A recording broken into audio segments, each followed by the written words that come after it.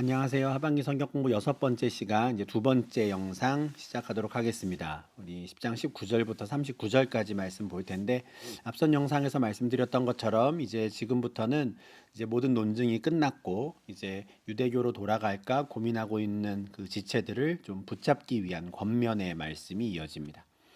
시작부터 이제 그들을 형제들아 이렇게 부르는데요. 19절, 20절 말씀입니다. 그러므로 형제들아 우리가 예수의 피를 힘입어 성소에 들어갈 담력을 얻었나니 그 길은 우리를 위하여 휘장 가운데로 열어놓으신 새로운 살 길이요 휘장은 곧 그의 육체니라.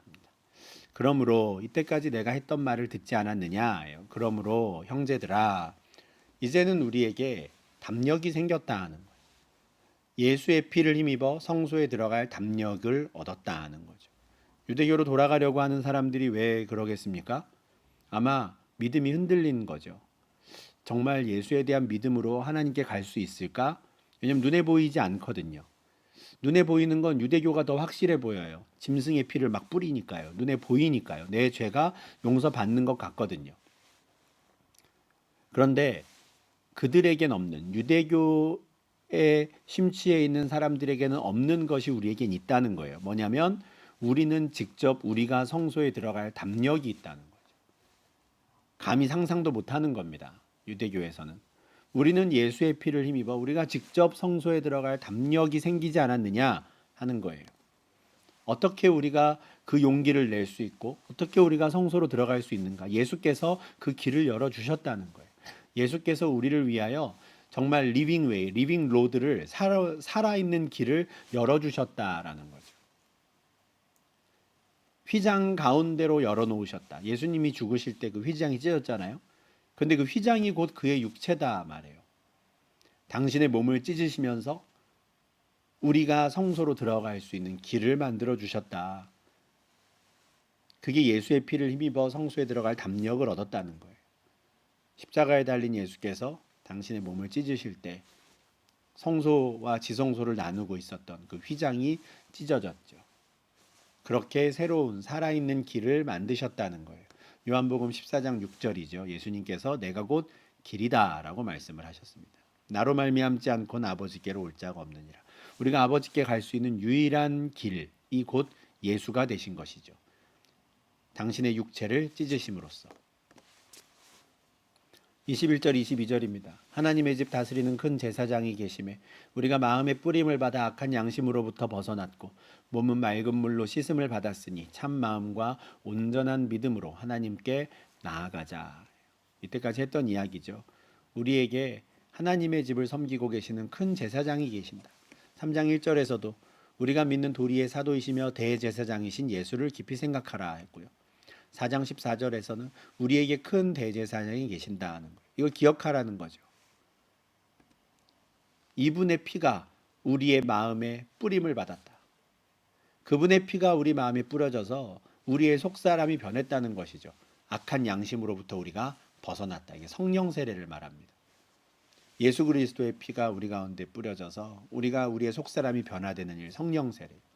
몸은 맑은 물로 씻음을 받았어요. 이게 물 세례를 말하죠. 물과 성령으로 거듭난 자들을 말합니다. 이게 앞에 보았던 내용의 새 언약 백성인 것이죠.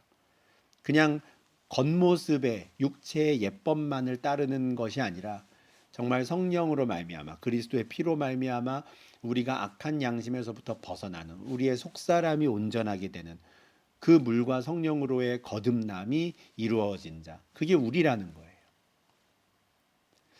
이 저자가 여기서 말하는 뿌림, 또 맑은 물, 씻음 이런 것들, 이런 단어들을 썼는데 저는 의도적이라고 생각합니다. 예레미야 31장에 이제 새 언약이라고 하는 단어와 함께 아주 새 언약에 대해 명확하게 설명을 하지만 에스겔 36장에서도 사실 이 새 언약과 관련된 말씀이 있습니다. 에스겔 선지자의 말인데 그 내용 중에 요 히브리서 10장 21절 22절에 사용된 표현들이 나와요. 에스겔 36장 24절 25절입니다. 하나님께서 하신 말씀이죠. 내가 너희를 여러 나라 가운데에서 인도하여 내고 여러 민족 가운데에서 모아 데리고 고국 땅에 들어가서 맑은 물을 너희에게 뿌려서 너희로 정결하게 하되 곧 너희 모든 더러운 것에서와 모든 우상 숭배에서 너희를 정결하게 할 것이며. 더 이상 가나안 땅에서 살 자격을 잃어버린 이스라엘 백성들이 이제 바벨론 제국의 포로가 되어서 뿔뿔이 흩어지게 되었죠. 근데 그들을 향해서 하나님께서 약속의 말씀을 주시는 겁니다. 내가 반드시 너희를 여러 나라 가운데서 인도해서 다시 이 땅으로 가나안 땅으로 데리고 올 거다 하시는 거예요. 그런데 그 가나안 땅에 들어올 때, 고국 땅에 들어올 때 절차가 필요하다는 거죠. 내가 맑은 물을 너희에게 뿌려서 너희를 정결하게 하겠다. 왜냐하면 너희가 뿔뿔이 흩어져 사는 동안에 그곳에서 모든 더러운 게 다 묻었기 때문이에요. 모든 우상 숭배에서 너희를 정결하게 해야 하니 맑은 물을 너희에게 뿌리겠다는 것이죠. 사실 여기서 이제 맑은 물을 뿌린다라는 것에서 오늘날의 이제 장로교회 안수하는 형태의 세례 방식이 나옵니다. 이 당시에는 당연히 다 침례이고 저도 침례가 참 좋은 세례 방법이라고 생각을 하지만 지금은 이제 안수의 형태로 바뀌었지만 원래는 이렇게 뿌리는 물을 뿌리는 형태의 세례 방식이 이 구절에서 차용이 되거든요. 맑은 물을 뿌려서 너희를 정결하게 한다. 우리 아까 보았던 10장 21절에서 우리가 마음의 뿌림을 받아 악한 양심으로부터 벗어나고 몸은 맑은 물로 씻음을 받았다 하는 것이 떠오르게 하는 구절이죠. 새 언약 백성들에게 하나님이 하신다라고 하셨던 이 일을 지금 가지고 오는 겁니다. 그렇게 우리는 깨끗하게 되었으니 참 마음과 온전한 믿음으로 하나님께 나아가자는 우리의 마음이 새롭게 되었으니 진짜 마음이 생겼으니 그 온전한 믿음을 갖고 나아가자. 요 내용도 이어지는 에스겔 36장과 연결됩니다.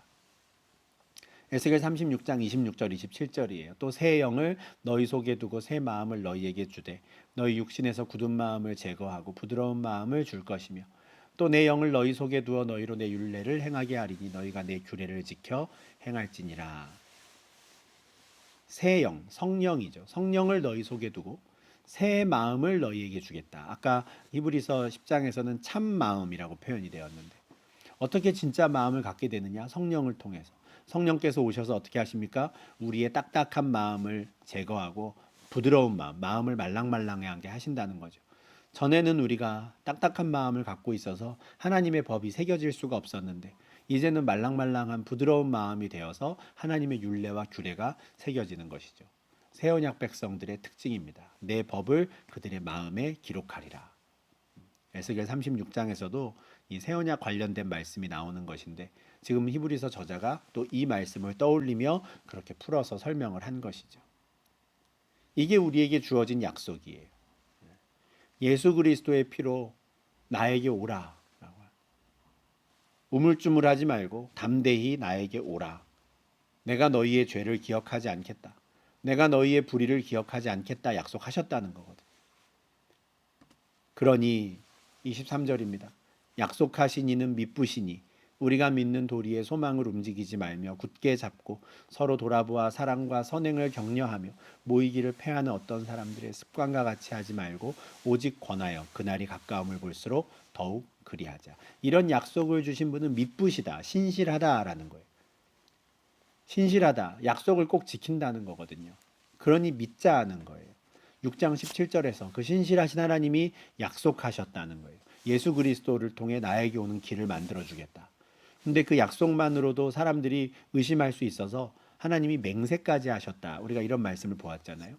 신실하신 분이 약속하시고 맹세까지 했으면 이건 무조건 이루어지는 일인 것이죠. 담력을 가져도 되는 겁니다. 요한일서 1장 9절에서도 만일 우리가 우리 죄를 자백하면 그는 미쁘시고 의로우사 우리 죄를 사하세요. 사실 되게 좀 이상한 말씀이거든요. 의로우신 분이면 그냥 우리 죄를 용서해 주시면 안 돼요. 그죠? 의로움과 죄사함은 좀 연결되기가 쉽지 않아요. 그런데 그분이 미쁘신 분, 신실한 분이라는 거예요. 어떤 점에 신실합니까? 약속에. 하나님께서는 약속에 신실하신 분이시니 우리 죄를 사하신다는 거. 근데 어떻게 그 의로움이 나타납니까? 그냥 거저 사해 주시는 게 아니라 예수를 죽이셨으니까. 하나님의 아들에게 모든 죄를 뒤집어 씌우시고 예수가 죽었기 때문에 그리스도의 십자가를 통해 하나님의 신실함과 하나님의 의로움과 하나님의 사랑이 나타난 것이죠.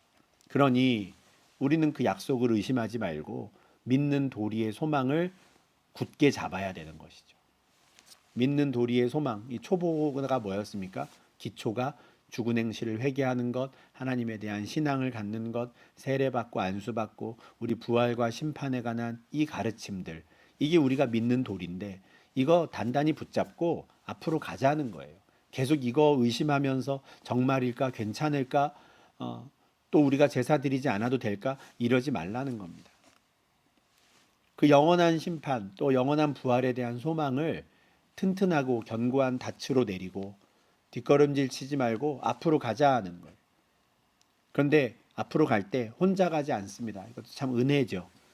서로 돌아보고 격려할 공동체를 주신 거예요. 각 사람에게 너 혼자 와라 하지 않으셨다는 것이죠. 우리가 해야 되는 일입니다. 그리고 히브리서 저자가 지금 이 편지를 쓰는 이유이기도 해요. 이런 말씀이 없었다면, 이게 하나님의 뜻이 아니라면 사실 뭐 다 각자 그냥 개인이 판단하는 거죠. 개인의 의사를 존중해 주는 겁니다. 유대교로 가고 싶으세요? 뭐 그러세요. 네. 뭐 어쩔 수 없죠. 이러지 말라는 겁니다.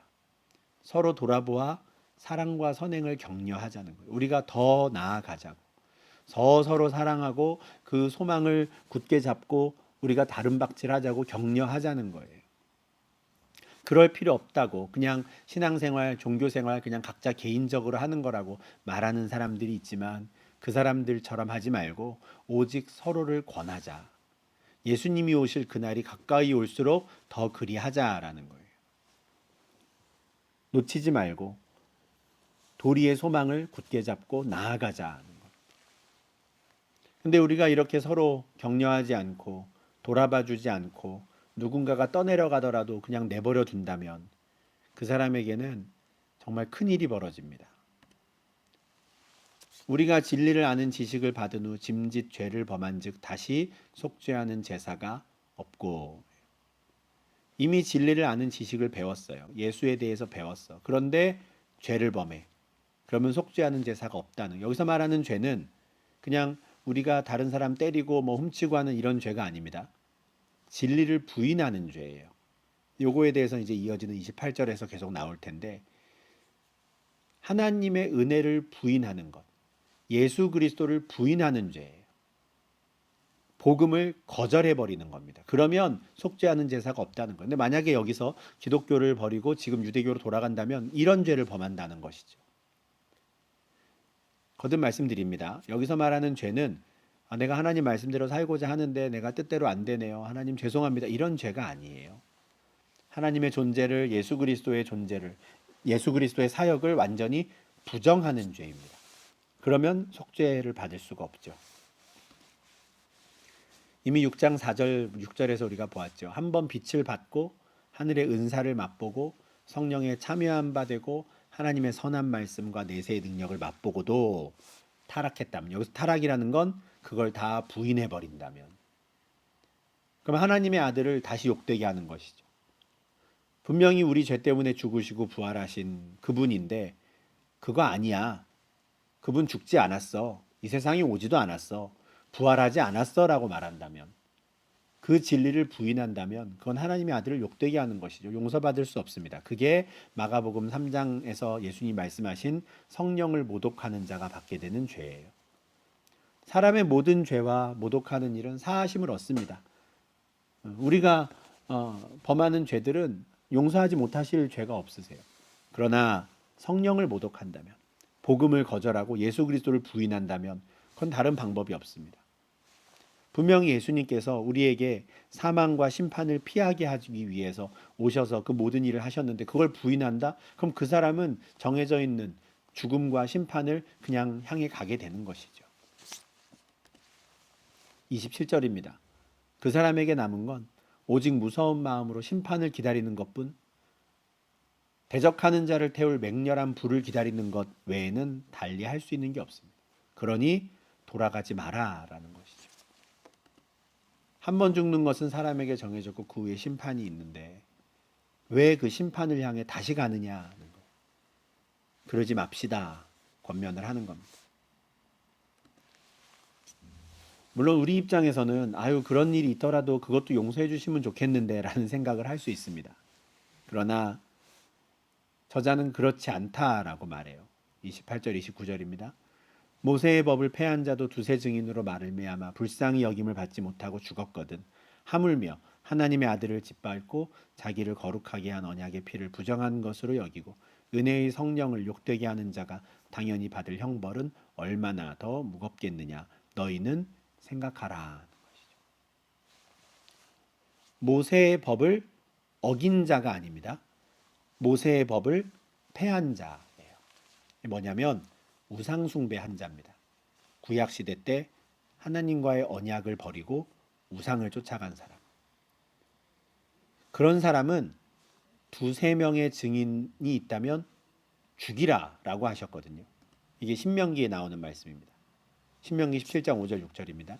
너는 그 악을 행한, 여기서 말하는 악은 뭐 음란함이라 뭐 이런 게 아니라 우상 숭배예요. 요 17장 앞부분의 내용이 이렇습니다. 너희 가나안 땅에 들어가서 정착해서 살다가 어느 마을에서 이제 우리가 하나님의 언약을 버리고 저 다른 신을 섬기자라고 말하는 사람이 있다라는 소식을 들으면 자세히 살펴보아라. 그래서 실제로 그 일이 일어났다 그러면 그를 죽여라. 그런데 그런 판단을 내릴 때 두 사람이나 세 사람의 증언이 필요하다. 이런 율법을 주시거든요. 그러니까 하나님과의 언약을 버리고 다른 신을 섬깁시다라고 말하는 이 죄는 모세의 율법에서도 용서하지 말라고 되어 있는 법이라는 거예요. 그런데 하물며 하나님의 아들을 짓밟고 자기를 거룩하게 한 언약의 피를 부정한 것으로 여기고 은혜의 성령을 욕되게 한다면 이게 이제 우리가 말하는 성령 모독죄죠. 하나님의 아들을 짓밟는 자는 얼마나 더 무거운 심판을 받겠느냐 한번 생각해 보라는 거예요. 절대 그래서는 안 된다. 여러분 복음을 듣고 받아들이지 않으셨습니까? 예수께서 여러분을 위해 무슨 일을 하셨는지 다 듣지 않으셨습니까? 그러면 그걸 욕되게 하지 마십시오. 그 아들을 짓밟지 마십시오라고 말하는 거예요. 하나님께서는 분명히 원수 갚는 것이 내게 있으니 내가 갚으리라고 하셨습니다. 신명기 32장 35절이고요. 또한 그분이 그의 백성도 심판하신다고 하셨습니다. 이어지는 신명기 32장 36절 말씀이었고 이 두 가지 말씀을 인용하면서 원수를 분명히 갚는다 하셨고 당신의 백성도 심판하신다고 하셨는데 우리는 두려워해야 합니다.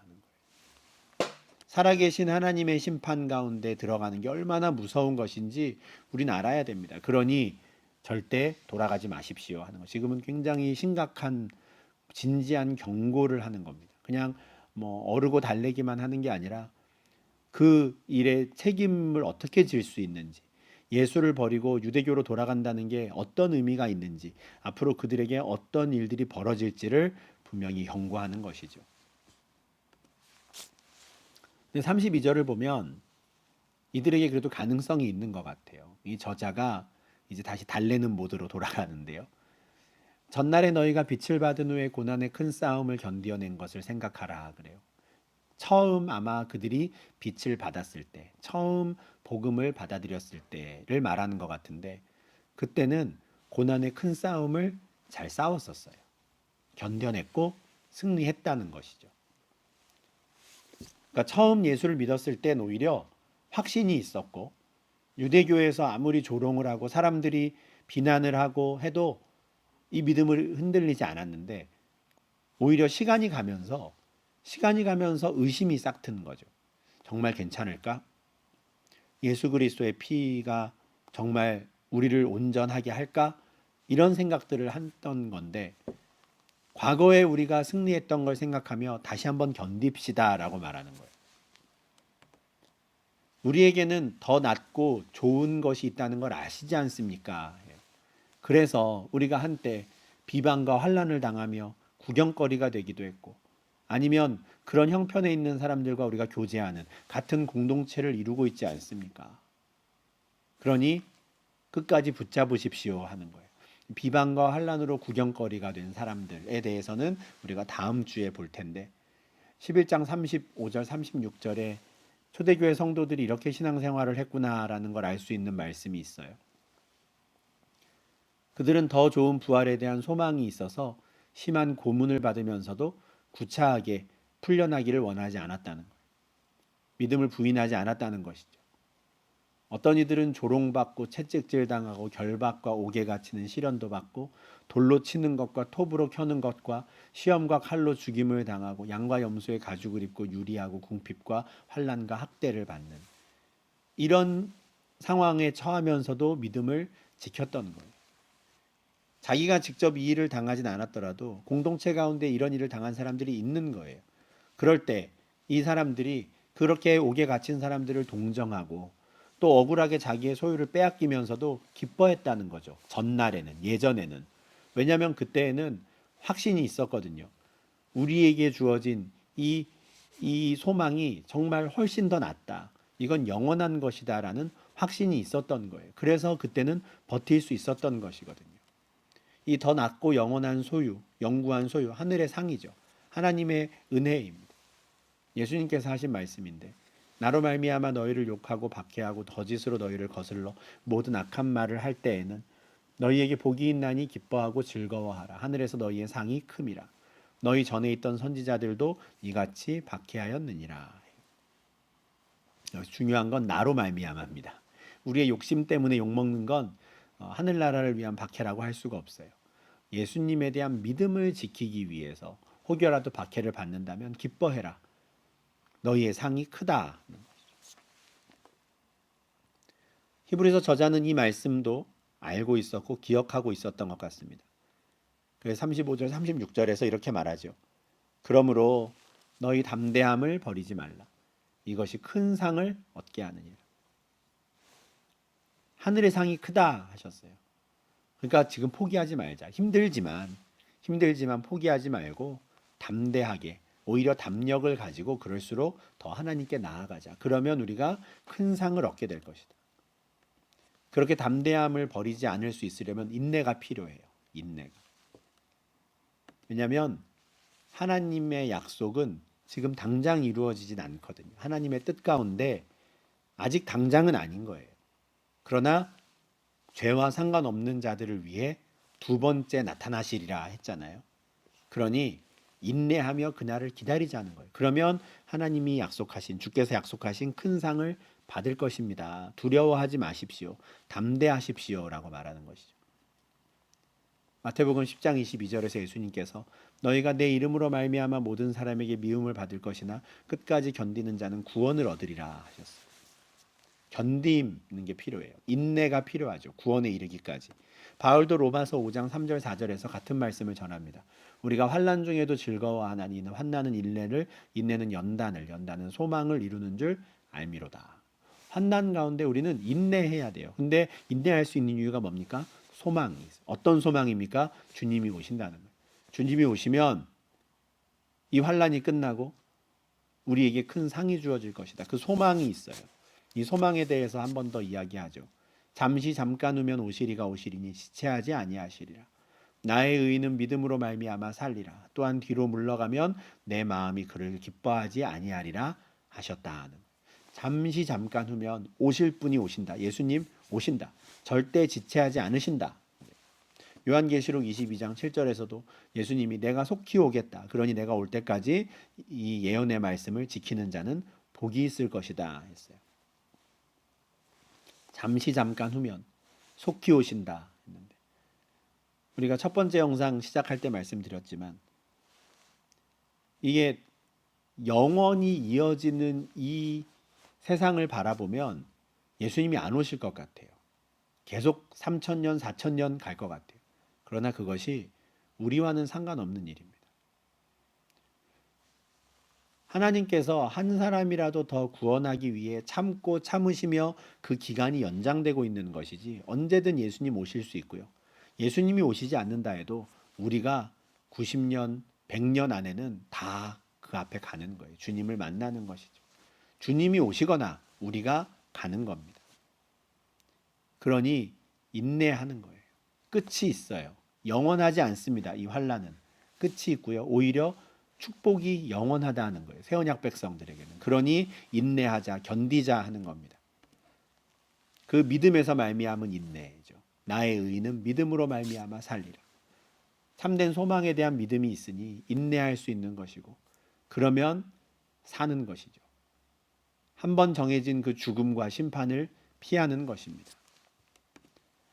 바울도 인용했던 하박국 2장 4절 말씀을 인용하는 것이죠. 오직 의인은 믿음으로 말미암아 살리라. 근데 이게 참 어려운가 봐요. 주님 오시는 그날까지 믿음을 지킨다라는 게 참 어려운 것 같은데 예수님께서도 내가 올 때 세상에서 믿음을 보겠느냐 하셨거든요. 그런데 그 믿음이 있는 사람은 산다는 거예요. 생명을 얻는다라는 겁니다. 뒤로 물러가는 자들은 내가 기뻐하지 않는다. 뒤로 물러가지 맙시다. 유대교로 돌아가지 맙시다 하는 거예요. 그것은 애굽 땅을 나왔던 이스라엘 백성들을 하나님께서 열심히 가나안 땅 앞에까지 인도하셨더니 그 사람들이 우리 애굽으로 돌아가자라고 말하는 거랑 똑같아요. 그런 자들을 하나님은 기뻐하지 않으십니다. 뒤로 물러가는 자들은 멸망당하는 것이죠. 출애굽 세대와 같습니다. 39절입니다. 우리는 뒤로 물러가 멸망할 자가 아니요 오직 영혼을 구원함에 이르는 믿음을 가진 자니라. 우리는 뒤로 물러갈 사람이 아니다. 뒤로 물러가면 멸망인데 우리는 앞으로 나아가야 되는 것이죠. 10장 22절에서도 말했습니다. 이제 우리는 참 마음을 얻게 되었고 온전한 믿음을 갖게 되었으니 하나님께 나아가자 했고요. 4장 16절에서도 우리가 은혜의 보좌 앞으로 담대히 나아가야 한다는 거예요. 우리가 가야 되는 방향은 뒤가 아니에요. 뒤로 물러가면 멸망을 당합니다. 그런데 앞으로 가면 어떻습니까? 영혼을 구원함에 이르게 되는 것이죠. 그 믿음을 가지고 우리가 앞으로 나아가서 그 보좌 앞에 가서 생명을 얻자. 여러분 유대교로 돌아가지 마십시오 말하는 겁니다. 지금 이 저자는 공동체 안에서 서로 돌아보아 사랑과 선행을 격려하는 일을 하고 싶은 거예요. 이게 참 귀한 일입니다. 우리 공동체를 바라볼 때도 그래요. 우리 각 사람이 이 참된 믿음이 흔들리지 않도록 애를 써야 하고 언제나 하나님께 은혜를 구해야 하지만 이게 혼자 하기에 참 어려운 일입니다. 그때 공동체가 필요한 것이죠. 서로 돌아보며 우리가 뒤로 물러가면 하나님 기뻐하지 않으십니다. 우리 멸망에 이를 겁니다. 한번 빛을 받았는데 그 복음을 부인한다는 건 용서받지 못할 죄입니다. 경고도 하면서 우리가 담대히 담력을 가지고 예수를 붙잡고 그 피의 능력을 붙잡고 보좌 앞으로 나아갑시다. 그리고 권면해야 하는 것이죠. 그 믿음을 지킵시다 해야 하는 것입니다. 우리 공동체가 정말 이런 공동체가 될 수 있으면 좋겠고 그래서 우리 공동체에 속한 어떤 사람도 어느 누구도 정말 뒷걸음질 치거나 뒤로 물러가 멸망하지 않는 그런 은혜를 받을 수 있으면 참 좋겠습니다. 예, 이렇게 해서 우리 6번째 시간 마무리하고요. 우리 다음 주에는 믿음장이라고 하는 유명한 장이죠. 히브리서 11장 말씀 우리가 보면서 이 저자의 계속된 정말 절절한 이 권면의 말씀을 우리가 함께 좀 묵상할 수 있으면 좋겠습니다. 네, 오늘도 오랜 시간 함께 해주셔서 감사합니다. 수고 많으셨습니다.